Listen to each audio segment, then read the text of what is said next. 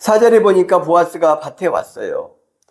보아스가 베들레헴에서 와서 베는 자들에게 이르되 여호와께서 너희와 함께 하시기를 원하노라 하니 그들이 대답하되 여호와께서 당신에게 복 주시기를 원하나이다 하니라. 여러분이 놀라운 점이 보이지 않습니까? 보아스는 베들레헴의 지도자였고 부자였습니다. 고대 사회에는 계급이 있었죠. 신분이 달랐습니다. 그런데 이 주인이 와서 종과 하인들에게 하는 말이 축복의 인사를 합니다. 여호와께서 너희와 함께 하시기를 원하노라. 놀랍게도 보아스가 먼저 인사를 해요. 그러니 그 인사를 받은 종과 하인들이 여호와께서 당신에게 복 주시기를 원합니다. 이렇게 이야기해요. 보아스의 겸손한 모습을 볼 수 있죠. 보아스가 얼마나 사랑하고 따뜻하게 대하는지를 알 수가 있습니다. 아담과 하와가 범죄하고 나무 뒤에 숨었을 때에 하나님께서 찾아오셔서 아담아 어디 있느냐 물어보시죠. 아브라함이 아직 하나님을 알지 못하고 하란 땅에서 우상을 섬기고 있을 때 하나님께서 찾아오셔서 아브라함을 선택하시고 아브라함을 축복하시죠. 모세가 이집트 왕궁에서 40년을 자라면서 하나님을 알지 못할 때, 그래서 살인자가 되어서 미디안 광야에 있을 때 하나님께서 모세를 찾아오시죠. 그리고 모세를 부르시는 겁니다. 이 모든 과정들이 하나님께서 먼저 인사하시는 모습, 하나님께서 먼저 축복하시는 모습, 다가오는 하나님의 성품과 인자함을 그리고 있어요. 우리 주님 예수 그리스도는 어떠셨나요? 베드로를 찾아가시죠. 예수님은 사마리아의 수가성 여인을 찾아갑니다. 데이라는 단어가 헬라어가 쓰여요. 반드시 무엇 해야만 한다. 예수님은 의도를 가지고 사마리아 여인을 반드시 만나기 위해서 찾아가신 거예요. 다메섹 도상에서 바울이 걸어갈 때에 우리 주님께서 찾아오십니다. 그리고 우리를 찾아오셨다는 것을 기억해야 합니다. 주인으로서 일하는 종과 하인들을 찾아가서 겸손하게 먼저 인사하고 여호와께서 너희에게 복을 주시기를 원한다.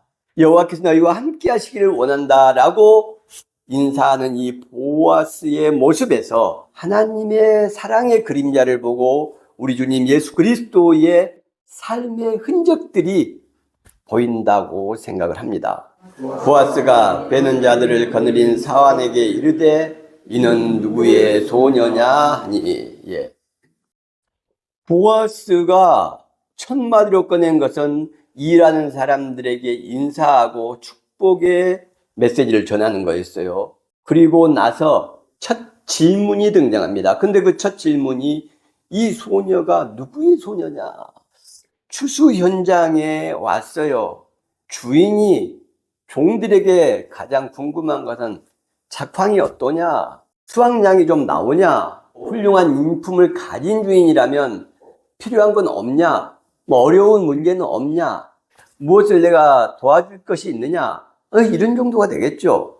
그런데 놀랍게도 보아스는 축복의 말을 종들에게 한 다음에 낯선 여자, 이 여자는 루시였죠. 이방인, 남의 밭에서 이삭을 줍는 여인, 그 사회에서 가장 약자고 가장 가난한 사람들입니다.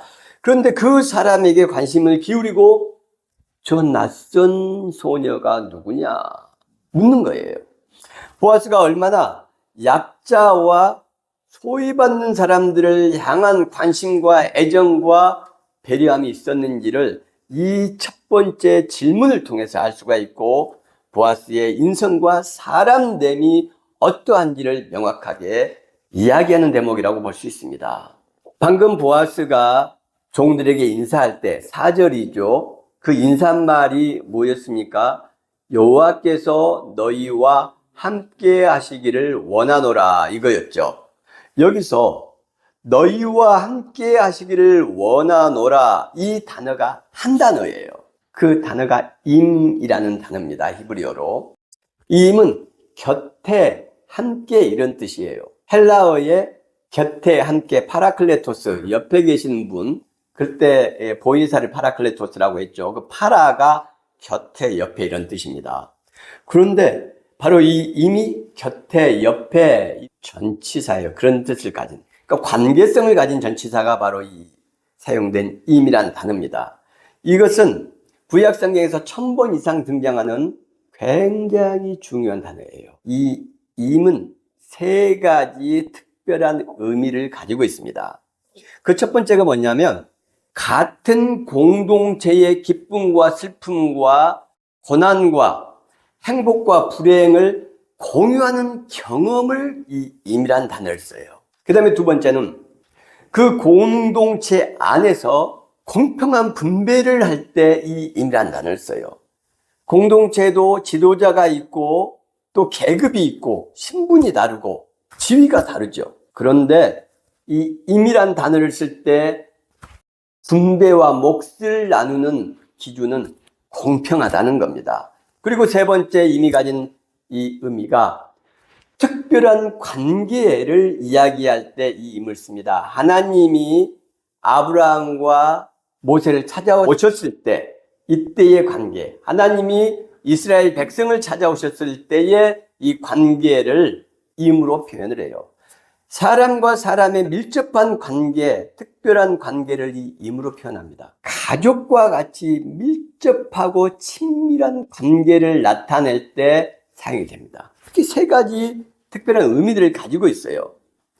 보아스가 지금 와서 이 임이란 단어를 써서 여호와께서 너희와 함께 하시기를 원한다, 이렇게 이야기를 할 때 보아스는 공동체의 경험을 소유하고 있다는 겁니다. 너희와 나는 하인과 종과 주인이 아니라 하나의 공동체 성원이다. 너희의 슬픔이 내 슬픔이 되고 너희의 기쁨이 내 기쁨이다라는 마음을 보아스는 가지고 있었다는 거예요. 놀라운 일이죠. 고대 사회는 신분 사회였습니다. 400년 전, 500년 전 이야기가 아닙니다. 무려 3000년이 넘은 시기의 이야기예요. 보아스가 어떤 지도자의 모습인지를 우리는 잘 생각을 해야 됩니다. 두 번째, 공동체 분배에 있어서 공평성을 의미한다. 임은 놀라운 일이죠. 자기는 주인이고 너희들은 종이야, 너희들은 일꾼이야, 그래서 너희는 품삯이나 받으면 되지, 의미를 보아스가 가진 게 아니고 놀랍게도 너희와 나는 공평하게 분배해야 돼. 나는 주인이기 때문에 너희는 종이기 때문에 적게 받고 나는 많이 받아도 돼, 많이 가져가야 돼, 그건 당연한 거야 라고 생각지 않고 공평한 분배를 위한 그런 마음가짐을 가졌다, 이것을 알 수가 있어요. 세 번째, 특별한 관계로 종과 하인들과 일꾼들을 인식하고 있다는 겁니다. 하나님이 우리를 사랑하시는 관계, 가족 간의 친밀하고 밀접한 뗄래야 뗄 수 없는 관계로 지금 보아스는 자기의 종들과 하인들을 바라보고 있다는 거예요. 이게 바로 이미 가진 놀라운 세 가지 의미고, 보아스가 이 종들과 하인들을 어떤 생각을 가지고 대했는지를 정확하게 알 수 있는 대단한 단어라고 저는 생각을 합니다. 보아스가 룻을 대하는 모습도 좀 볼까요? 8절과 9절을 한번 읽어보도록 하겠습니다.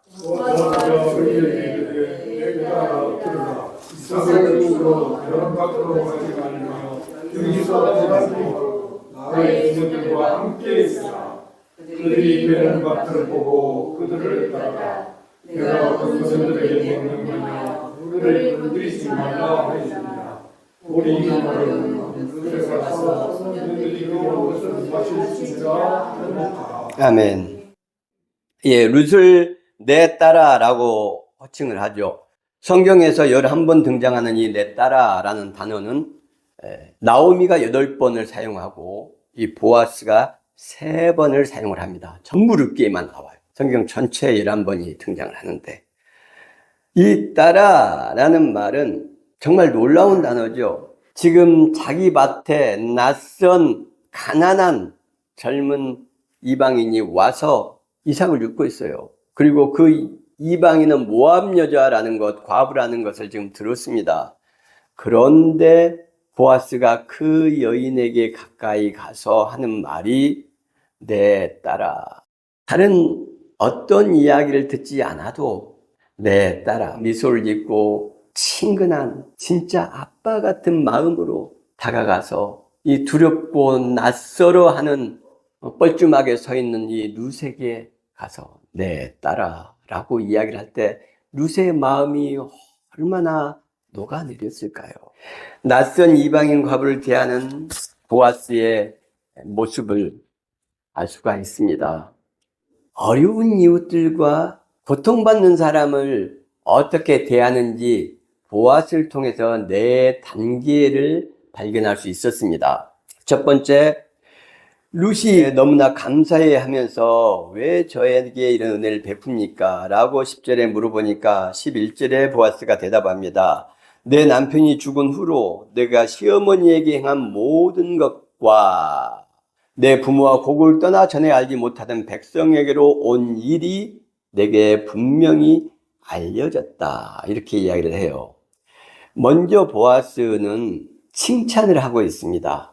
너의 선행, 너의 희생, 너의 봉사, 그것이 분명히 알려졌다라는 거예요. 너가 엘리멜렉의 아들들에게 나오미에게 어떻게 행했는지 내가 다 들었다. 너 정말 대단하다. 이런 칭찬이죠. 그를 인정해 주는 겁니다. 분명히 알려졌느니라 이 말도 알려지다라는 단어가 쓰였는데 그게 나가드란 단어입니다. 이 나가드가 두 번이 반복됐어요. 그러니까 알려졌고 알려졌다. 분명히 알려졌다라고 번역을 했습니다. 굉장히 강조를 하고 있는 내용을 볼 수 있어요. 지금 보아스가 룻의 그 선행과 아름다운 효심을 굉장히 깊이 칭찬하고 있다는 것을 알 수 있습니다. 그 다음에 두 번째는 내 부모와 너의 고국을 떠나 너가 알지 못하는 백성 베들레헴 유대인들에게도 왔다는 일이 보아스가 주목한 점입니다. 다시 말해서 부모를 떠나고 형제를 떠나고 자기 고향과 고국을 떠나는 일이 얼마나 외롭고 고통스러운 일인가. 자기의 삶이 즐겁고 행복할 때 자기의 가족과 고향과 고국을 떠나지 않으려고 하겠죠. 오죽했으면 그런 이별의 고통스러운 삶을 살겠느냐 하는 룻에 대한 깊은 이해와 공감이 들어있다. 이렇게 볼 수가 있어요. 이웃의 슬픔과 고통을 공유하고 함께 나눈다. 이것을 알 수가 있죠. 공감과 공명입니다. 세 번째, 12절에 보니까 여호와께서 너가 행한 일에 보답하시기를 원하며 선행과 효심이죠.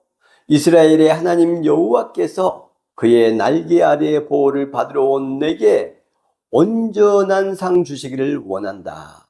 하나님께서 한없는 축복을 너에게 부어주실 것이다. 이런 기도가 들어있습니다. 네 번째, 식사할 때 보아스가 룻에게 이르되 이리로 와서 떡을 먹으며 내 떡 조각을 초에 찍으라 하므로 우리는 말로만 축복하는 경향이 있죠. 보아스는 말로만 축복하지 않았습니다. 음식을 주고 자기의 식탁으로 초대를 했죠. 실천적인 축복, 곧 아브라함에게 하나님께서 복을 주실 때 너는 복이 될지라 이렇게 말씀을 하셨죠. 룻에게는 보아스 자체가 복이었던 것입니다. 하나님의 축복을 따로 받을 필요가 없었어요. 룻 자체가 복이 되었기 때문입니다. 그런 실천적 축복이 식탁으로서의 초대 14절에 나와 있습니다. 예수님께서도 밥상 공동체로서 자주 모이셨죠. 이 예수 그리스도의 밥상 공동체의 특징은 성과 인종과 지식과 계급이 없다는 것입니다. 직업의 차별이 없어요. 공평한, 평등한 공동체였다는 것이 특징입니다. 보아스가 우연히 룻을 만난 것 같지만 그것은 하나님의 필연이었고 그 하나님의 필연은 룻, 보아스 모두에게 놀라운 축복이었고 영광으로 그 열매가 맺어집니다. 보아스는 베들레헴의 부자였고 명망 높은 지도급 인물이었어요. 그는 일하는 종과 하인들에게 먼저 인사하는 그리고 먼저 축복하는 겸손하고 자비로운 사람이었습니다. 그는 이삭 줍는 불쌍하고 낯선 이방인 여인에게 관련된 첫 질문을 하였어요. 약자와 이웃에 대한 배려심이 깊은 사람이었죠. 그는 공동체적 정신을 가지고 있었습니다. 공동체 경험을 함께 소유했고 공평한 분배를 하려고 노력했고 종들과 하인들과 밀접하고 특별한 관계를 형성하고 있었습니다. 하나님이 인간을 대하듯 다른 사람들과 약자를 대하는 그런 자비롭고 사랑이 많은 지도자였어요. 룻을 향한 내 딸아라는 첫 마디는 그가 어떤 사람인지 이야기할 필요가 없습니다. 저는 이 내 딸아라는 보아스의 음성이 성경에 등장하는 내 백성이라는 하나님의 호칭과 연결됐습니다. 내 백성이라는 이 하나님의 특별한 사랑의 호칭은 205번 구약 성경에 나옵니다. 하나님이 사람을 바라보듯 보아스는 그런 사랑과 자비스러운 눈으로 룻을 보았다는 이야기죠. 약자를 배려하는 공동체적 정신을 가졌고 4단계 칭찬과 공감과 축복, 그것을 실천하는 모습도 보였습니다. 이런 보아스는 하나님의 은총을 받을 수밖에 없는 사람이죠. 이런 삶을 살아야 된다고 생각합니다. 하나님의 자녀라고 나를 인식한다면, 하나님을 믿는다고 생각한다면, 하나님의 백성이라고 생각한다면 보아스를 닮은 이런 삶을 실천해 나가야 될 것입니다. 그렇지만 그보다 더 중요한 게 있습니다. 지도자는 어떠하냐? 수많은 국민의 함성과 분노와 연대가 악한 정권을 무너뜨리고 불의한 권력자에게 뜨거운 맛을 보여주었죠. 장한 일입니다. 대단합니다. 온 세계가 경이로운 눈으로 대한민국에 경탄하고 있습니다. 그러나 이제 시작이죠. 우리는 다시 나라의 지도자를 뽑아야 됩니다. 이번에는 연고, 출신, 이념을 가지고 뽑아서는 안 됩니다. 오직 성경 말씀처럼 누가 보아스를 닮았는지, 누가 약자를 배려하는 정책을 말하는지 보아야 됩니다. 누가 약자에게 먼저 다가가서 인사를 하는지 보아야 됩니다. 누가 약자에게 먼저 고개를 숙였는지, 관심을 가졌는지, 누가 약자와 함께 공동체 경험을 가지고 있는지, 누가 공평한 분배를 주장하는지, 누가 약자들과 특별한 관계, 친밀한 관계를 맺고 있는지 살펴야 됩니다. 열매를 보고 나무를 알 수 있다. 우리 주님께서 친히 하신 말씀입니다. 거짓 선지자를 주의하라. 좋은 나무가 나쁜 열매를 맺을 수 없다. 오죽했으면 사복음서 중에 가장 중요하다는 산상수훈, 산상보훈 말씀의 말미에 거짓 선지자를 주의하라는 이 말씀을 하셨을까요? 지도자가 중요하기 때문입니다. 우리는 근현대사 속에서 문제가 많은 지도자를 통해 대한민국의 역사가 얼마나 굴곡지고 얼마나 많은 시민이 죽었는지 경험했습니다. 신앙을 가지고 계십니까? 신앙인은 내 때로 살아가는 것이 아니라 성경 말씀 중심으로 하나님의 뜻을 살아내려 쓰는 사람들입니다. 우리 주님의 삶을 닮으려고 하는 사람입니다. 그래서 나무를 보고 열매를 판단하는 것이 아니라 열매를 보고 나무를 판단하고 말을 보고 사람을 판단하는 것이 아니라 그 사람의 과거 행적을 보고 사람을 판단해야 됩니다. 그렇게 성경 말씀 중심으로 우리가 투표할 때 하나님의 은총과 축복이 우리 모두와 대한민국 위에 임할 것입니다.